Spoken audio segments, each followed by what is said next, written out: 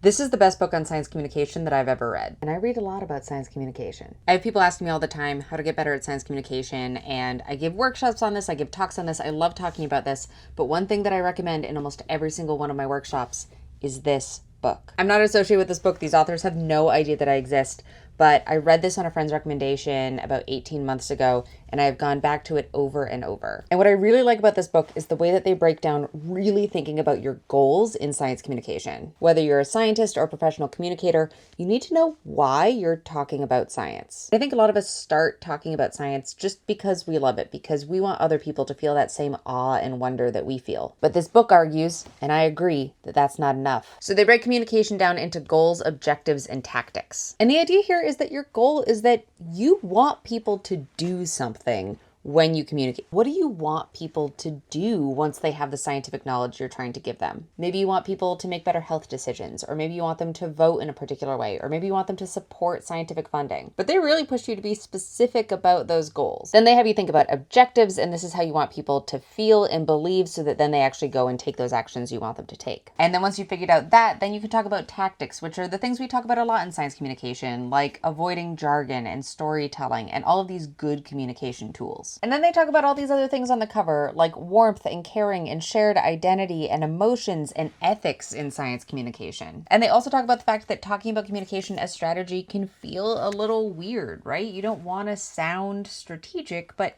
when we're communicating, we do have goals. That's not a bad thing. I really want people to use science to make decisions in their lives. That's not a bad thing.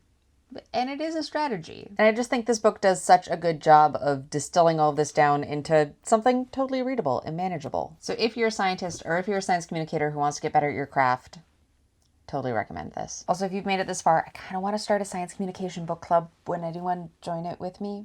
Would you join my science communication book club? Thanks.